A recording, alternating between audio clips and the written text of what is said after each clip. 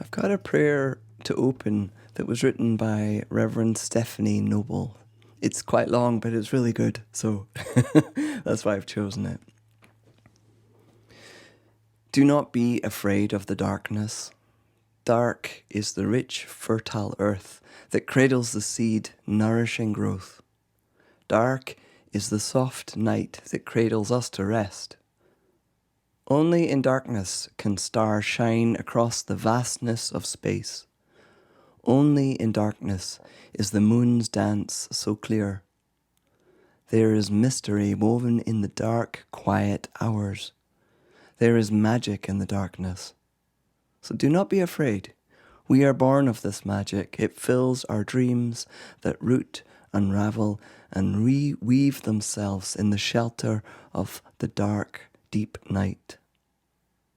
And the dark has its own hue, its own resonance, its own breath.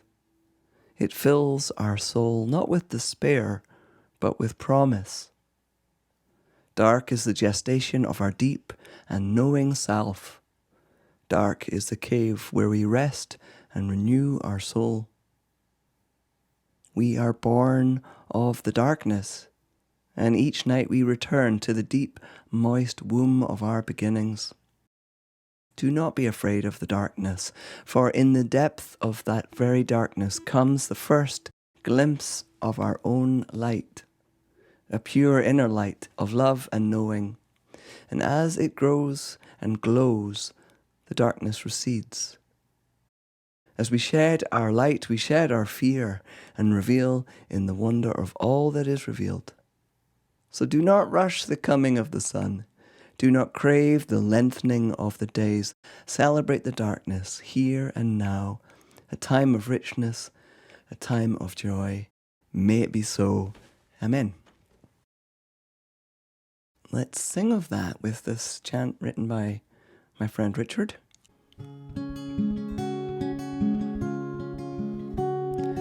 Into the dark womb of night, we rest, we breathe, we watch. The mystery draws us inward as we wait for the light to return. Into the winter of earth, the seeds have fallen away. The roots in the ground reclaim their life, retreating to rest in the soil. Into the dark womb of night, we rest, we breathe, we watch. And the mystery draws us inward as we wait for the light to return. Into the winter of earth, the seeds have fallen away. The roots in the ground reclaim their life, retreating to rest in the soil. Into the dark womb of night, we rest, we breathe, we watch. Let's stay there. We rest, we breathe, we watch. We rest, we breathe, we watch.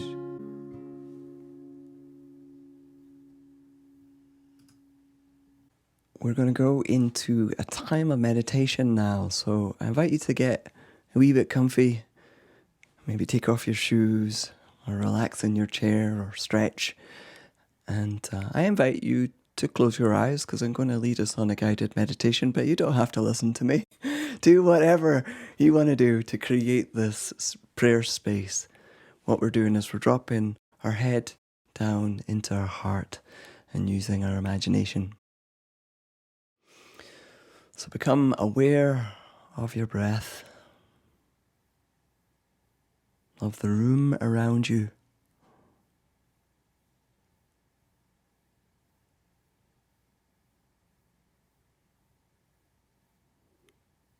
And listen to my voice. Our darkness is never darkness in your sight. The deepest night is clear as the daylight. Our darkness is never darkness in your sight.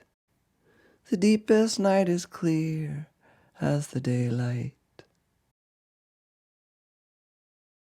We in our culture love living in the light.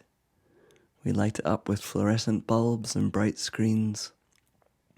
And it's seldom dark enough to see any stars, let alone the majestic brilliance of the Milky Way, or falling stars, or zodiac constellations. All of us extend the time of daylight and no longer have the gift of long, long hours of darkness like our ancestors did. It's a gift because in the darkness we meet an uncreated world. An uncreated world both within and without. So as I'm talking, you might want to place your hand on your body to connect with that world within. When we stand beneath the night stars, no one can see our scars or our fancy clothes or our personal history. We just are. So I invite you in your mind's eye to picture yourself standing outdoors on a winter's night. You're warmly dressed and the air is crisp and cold on your face. But you're warm inside your gloves and scarf and coat. You are warm and dry. Notice the solid frozen earth beneath your feet, and above you a brilliant night sky. It's too dark to see this, but your breath would be visible. It's so cold and quiet here. In the darkness, the trees around you are covered in snow, so the sound is muffled and the air is still. You are perfectly safe and at peace. Stand still in this place and let the universe see you. Let the sacred mystery present in the night stars see right into your heart.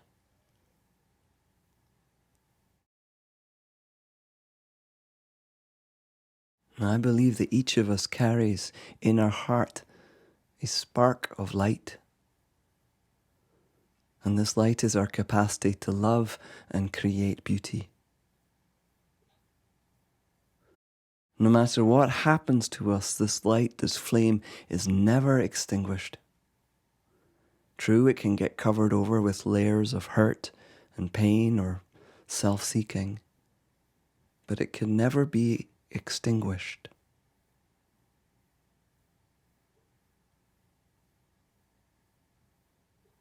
And here in our imagination, but also in this time of winter darkness, standing quietly beneath the stars, the light in us can shine freely.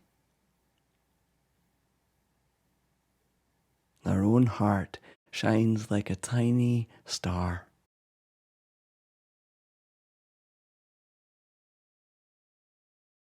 It's our human task to honor and free the light contained within us and within all of creation.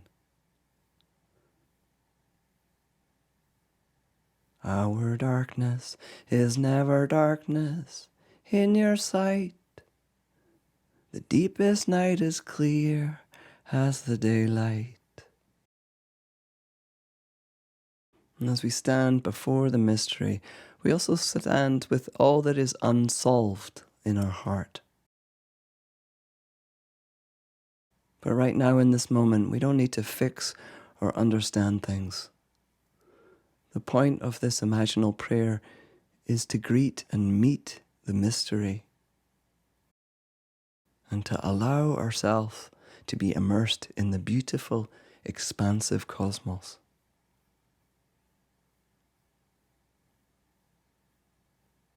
Here in this moment, we pause between all of our history and the future still to come.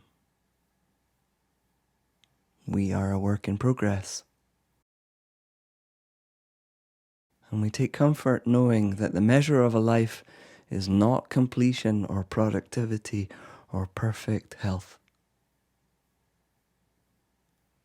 We remember that the purpose is to love and enlighten the world for others.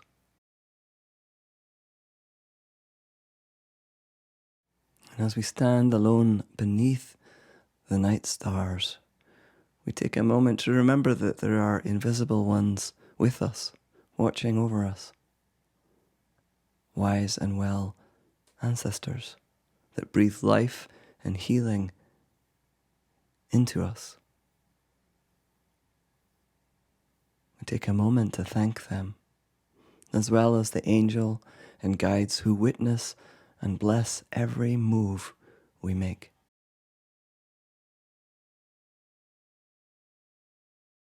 In this cathedral of the night skies, we acknowledge and give thanks for the support we are gifted each day.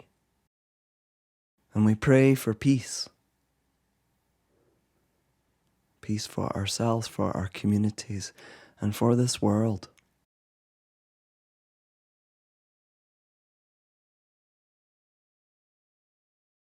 May peace grow within humanity, and may healing and divine blessing pour out on all of creation.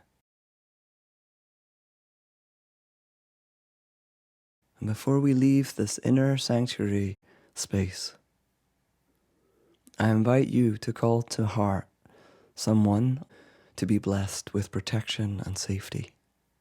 Picture them in your mind's eye. And we ask Christ and the Blessed Mother and the angels to protect and guard those we have named. We ask for tenderness and great care to be poured out on our loved one.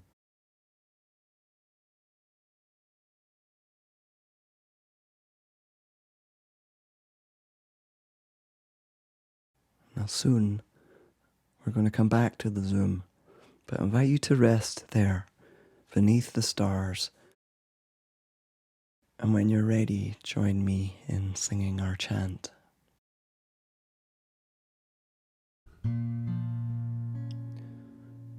Come now, child, lay it down. Just breathe, just be.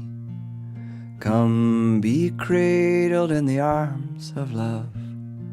Just breathe, just be. Come now, child, lay it down. Just breathe, just be. Come be cradled in the arms of love. Just breathe, just be. Come now, child, lay it down. Just breathe, just be. Come be cradled in the arms of love. Just be, just breathe. And I call all of us back to the Zoom. We sing this one more time. Come now, child, lay it down. Just breathe, just be. Come be cradled in the arms of love. Just breathe, just be.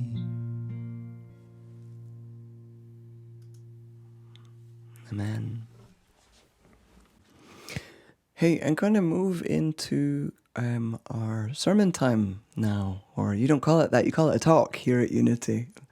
Need to use the right words. I'm going to, no surprise, given what we've just been praying together and the opening prayer, I'm going to talk about the holy darkness today as we get ready for Advent and Solstice. Martin Luther King famously said, Only when it is dark enough can you see the stars. Only when it's dark enough can you see the stars. And I'm about to quote from a lovely video on the holy darkness. You can find it there. I've given you a link. Really recommend this video. So there's a teacher called Robert Holden. He lives up in Scotland in Findhorn. And a couple of years ago I did some classes on the Enneagram, but also on the time of darkness. And he said this: darkness is a wisdom that makes no sense yet.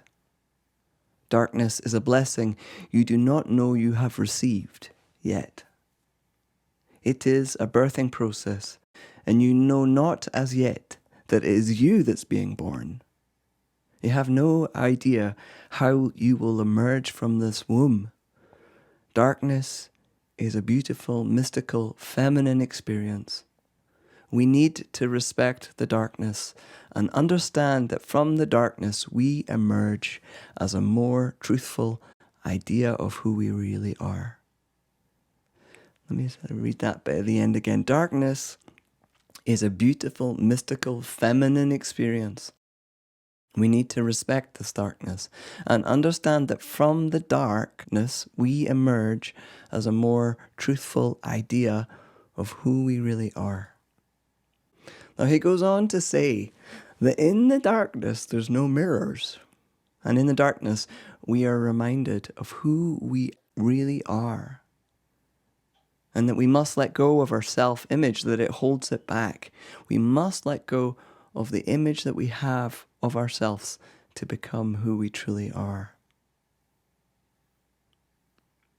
So, this has many parallels with metaphysical understanding of the nativity story. And it's for a very good reason that the Christian tradition placed the arrival of the Christ child in the heart of winter's darkness. And as we know, the Christmas story explains that the anointed one, the Christos, arrives as Emmanuel, God among us. That's what Emmanuel means. And we, most of us, do not recognize him. Just as Mary Magdalene in the Easter stories does not recognize Jesus and thinks he's the gardener, most people do not recognize anything special about this little baby. There's just a few humble shepherds and some wise elders from afar that work it out. So the lesson here is that we too are very likely to miss the arrival of God in our midst. And I've got a wee video that I'm going to share with you on this. It's about 1.5 minutes long, but this Franciscan theologian explains it so much better than I do. The word Advent comes from the Latin adventus, meaning arrival, right? Coming, the coming. And I think, it's that preparation for the coming of Christ. But what do we mean by that, right?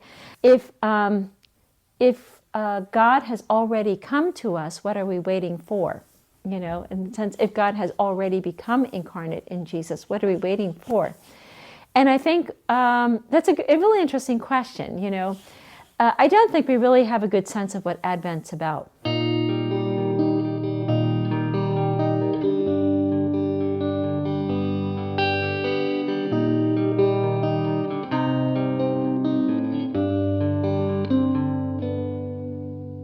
I think that Advent, that waiting, that arrival, or what's coming to us from the future, I think we can say that's God coming to us from the future in a sense that, we're called to awaken to what's already in our midst. So it's that, I think Advent is a coming to a new consciousness of God, already loving us into something new, into something more whole. That we're not, in a sense, waiting for what's not there. We're, in a sense, to be attending to what's already there. But the other part, I think, we can think of Advent is God is waiting for us to wake up, as if we're asleep in the manger, not Jesus. Jesus is, alive in our midst. And sometimes I do think we have things a little bit backwards. I think Jesus is in the manger and we've got to wake him up, and now, we have to do good things to one another. But what if we're in the manger and God is already awakened in our midst?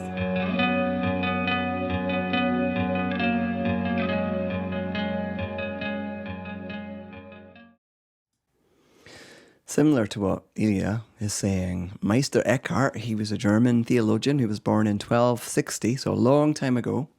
He said, "What good is it to me if Mary gave birth to the Son of God 1,400 years ago, if I do not give birth to the Son of God in my own personal time and culture? We are all meant to be mothers of God."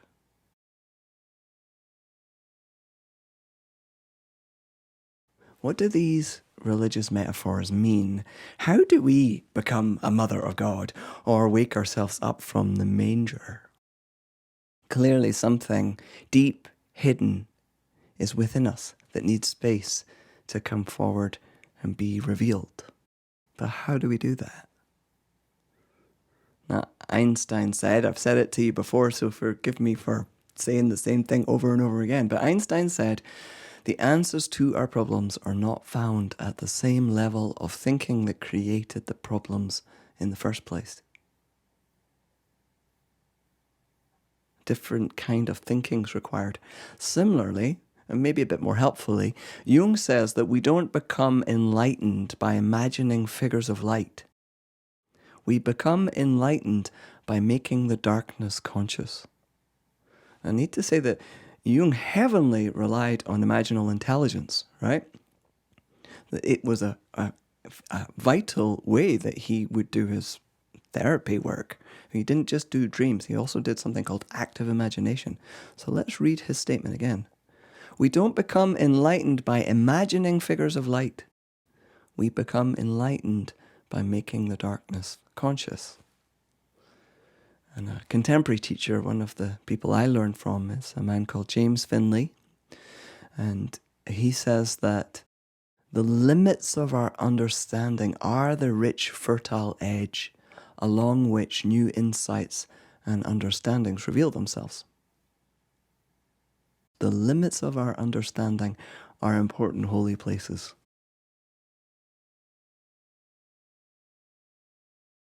So we go back to the Christian story. The baby is born in the middle of a long winter's night for an important reason. The earth-based understanding of Yule and holy darkness are a prerequisite for Christmas. They are for me. What I mean is nothing new can come into our minds, let alone our souls, if we already know everything. We need to unlearn, deepen, transform, and create a spaciousness within us if new life is going to quicken. And isn't this spiritual life all about stumbling around in the dark? Because in our shared sunlit world, all we can see are the things God has created. The sacred one itself remains hidden in the darkness and unknowing. I have a hunch that we get closer to the heartbeat of God in the darkness.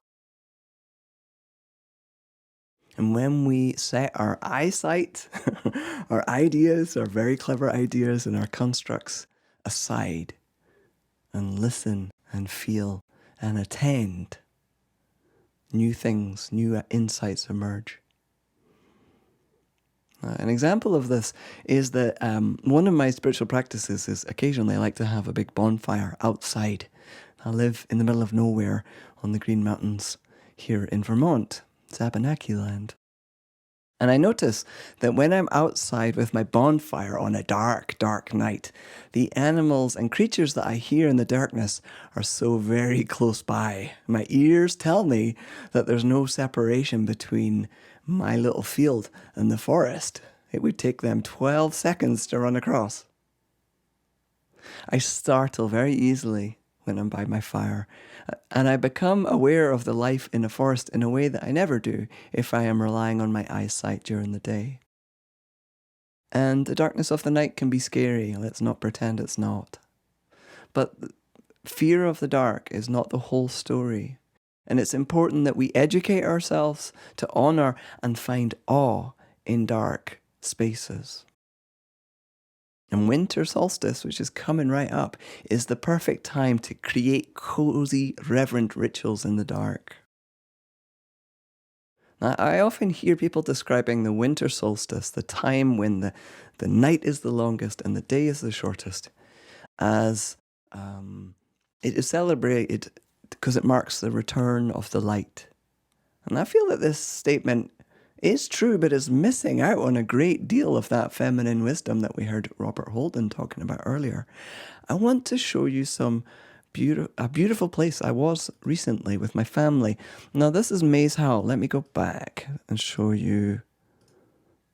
That's what it looks like in the daylight from outside. It's not very big. There was maybe about a dozen of us that they took inside. Here's a little map. This is a 5,000-year-old Stone Age, late Stone Age structure that nobody knows anything about. And that long birth canal, this you can't help but notice it looks like a womb, is a shaft of light that only on the solstice lines up. This is a real photo of the sunlight coming through, and it hits this stone at the back wall. And it only happens at the winter solstice. The alignment. They made such a huge effort this one is called Maze Howell, and it's up in Orkney. Orkney is one of the islands off the north of Scotland. Now, when I was there, it was amazing to be in there. The only thing that they could really talk about, other than the mystery, was the Viking graffiti on the walls. They have no idea what this or the standing stone, the Ring of Brodgar, which is just about a mile away, is about. But it whispered to me. This place deeply whispered to my soul. And I realized I couldn't understand. I'll never understand what our late Stone Age ancestors were doing in there. But they whispered to me to attend to the longest night. I must welcome and attend the longest night. It is very holy, even if I don't know exactly why. Now, when I think about it, I do know why, right? Personally speaking, my own compassion and spiritual insight was honed and tailored in times of darkness. Especially as someone who writes and receives songs, I cannot attend to the still small voice in the full light of the day. I write my songs at night time. And if I hadn't been through my own dark night of the soul, I don't think I would have trained as a counsellor. I know I would not have trained as a minister. And I know that I wouldn't be able to really be present with people at their deathbeds.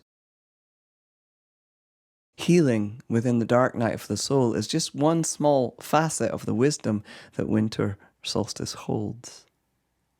Deeper than our own story is a creativity, an uncreated life force that is excellent for both prayer and creative expression. Solstice, this time of year, invites us to go deeper within ourselves and touch that which we don't yet know. My favorite story about the holy darkness comes from Judaism, and it's Tikkun Olam, the repair of the world. Now, this is a story that came out of a mystical movement after Jews were horrifically treated in Spain in the Spanish Inquisition. So it's a story about why do bad things happen? Why is there injustice? But it's also an amazing creation story.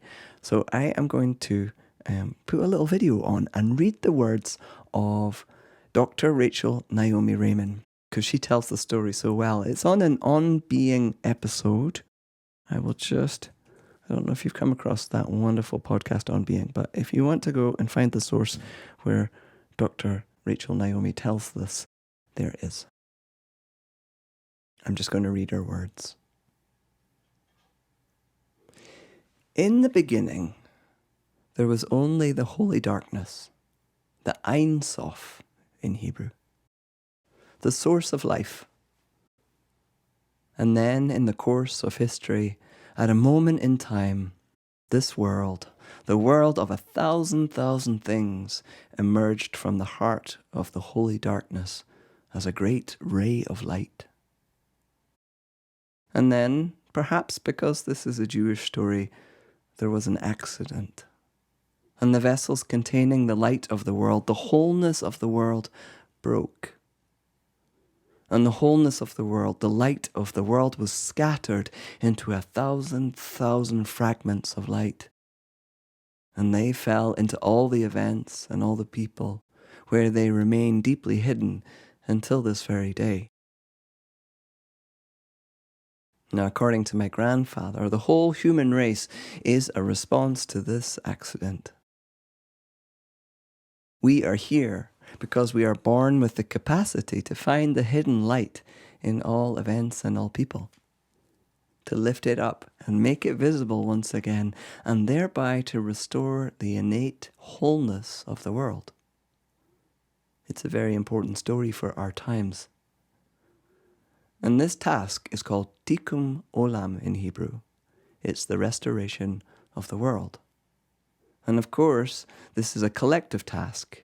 It involves all people who've ever been born, all people presently alive, and all people yet to be born. We are all healers of the world.